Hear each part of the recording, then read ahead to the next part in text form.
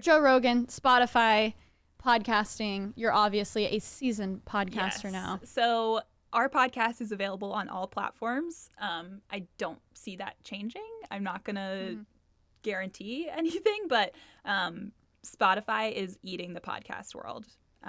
They have invested so heavily. Joe Rogan is just one example, but you think about all of the Spotify specific podcasts that we have right now. Like Gimlet. Yeah, and it's insane. I think what started as Spotify buying all these small startups is now Spotify buying all the big talent.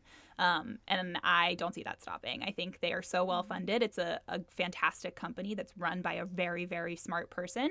And Daniel Ek can really, the world is his do whatever he wants. The world is his oyster right now. Like, he's got a great product that people are really passionate about, and it's a natural fit for me, in my mind, for them to go straight into podcasting.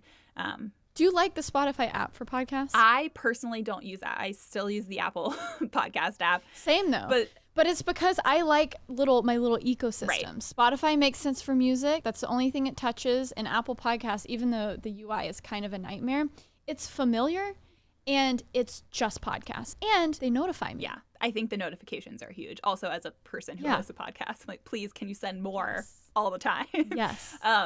Coming from YouTube, who doesn't notify people, I'm like, everyone subscribe on Apple Podcasts. Yeah. At the end of the day, like, while Spotify is investing super heavily and is taking over a lot of top talent, Apple is still the one to beat right now. But like, just like Spotify, which is hilarious because they don't even try. I know. Yeah. It's something that's baked in. We're never going to get rid of it on our phones because we're too lazy. And I think they also just kind of have like first mover advantage here. This podcast thing is still pretty new for Spotify, but for Apple, it's old hat. It works. That's pretty much it. Like, Apple reviews are the only ones that matter. It's so strange that podcasting is still so insular. Yeah. I'm so used to the instant feedback of likes and comments on YouTube. And with podcasts, really, all you have are the reviews. Right. So which is crazy because it's buried. You like, because the worst thing is when people will only review shows that they don't like. If you like something, go let someone know. Yes. Please. So you guys heard it here first. In my voice. That Creative Life and Business Casual. Go there right now. Yes. 5 stars review. Yes, it's important. And I think the funniest thing that I learned that I had no idea, the word like podcast came from Apple and their iPod. Did you know that? I actually did not know that. Yeah. So they call it podcast because it's on your iPod and it's a cast. Wow. It's a podcast. It's like, they literally invented the wheel. Yeah, good job, Apple. But yeah, it's been crazy to see all the, this industry news. The fact, the more people talk about the Joe Rogan thing and the $100 million number, people are saying he earns $30 million a year on his podcasts. So now they're saying it has to be even more than that. If he signed away his life to a specific platform, he has to be getting more than he actually makes doing it on his own. Absolutely. And that's just... because that's a lot of money. I mean, like, even if Spotify walked in and said, we're going to make your life easier, Joe Rogan has enough people to make his life easier right now. Like, they were definitely, there was something that's on all top he needs. of that. So you drop, Jim Cramer, that show is so iconic, but at the same time, it's kind of a meme in itself. So, I mean, I feel like you can't just drop that and give us a little dirt. Like, how was that? He is a walking what was that meme. like? He is a walking meme. Yeah. I was, it's so funny. I was flying from LA to New York once, and the characters you have on those flights are so fun. And I actually sat right behind Jim Cramer, and he had his sunglasses on the entire time. Yeah. And I'm the type of person that I don't bother people, but it's just fun. I love IDing people. I'm like, oh, that's Jim Cramer. This is hilarious. And he had his sunglasses on the whole time. Just like chilling in first class. It was funny. Yeah, he was awesome. I actually worked when I started there because it was my first job out of college. I was like, I will do literally anything you want me to. And so I worked the early shift that was basically like 6 a.m. I would be in at the office, and it would always basically just be me and Jim. And he walked in 6 a.m. Nobody's there. It's still dark outside. Walks in just screaming every day. Like, he actually is like that in person. And it was fun. He's an interesting character. So that's good to know that is him. Yeah, he's genuine. A lot of people say it's an act, but if it is, he's acting 24/7.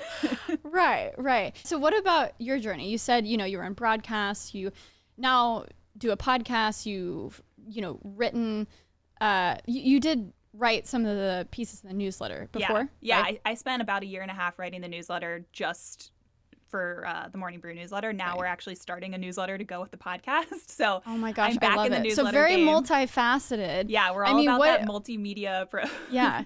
So what has been your journey from video to writing to podcasting? What do you find that you personally love and what you're excited about now? Yeah, I actually started my first broadcast when I was in the 5th grade. My school, I know my school had like a broadcast news show. And I have to be honest, I did it because my sister told me to. My older sister did. And luckily I loved it. And from then on, I was pretty intent on being a TV news anchor. That was always my dream job. By the time I got to college, I realized that there is a whole world of media out there that's not just moving to the middle of nowhere in Mississippi and reading the news on the weekend. Like I could do a lot more and I could impact a lot more people covering business. It was kind of happenstance that I ended up being a business journalism major. I just took a class that I really loved and got super into the econ side of things. And then I was like, wow, you really nailed it with your job coinciding with your college degree. I know, it never Usually happens. That doesn't happen. I was an EE major who dropped out 3.5 years in. There we go. Yeah, I know. I always say that I'm probably like the smallest sample group of people who actually use their major, but I do it. It's awesome. But yeah, I started my first year out of college at the street working for Jim Cramer. So I have gotten kind of a view of both the more traditional media company that was literally older than I was when they hired me, and then the media startup to kind of run the full spectrum of what the finance media world is like. I spent about a year at the street, covered stocks, was pumping out stories about the market.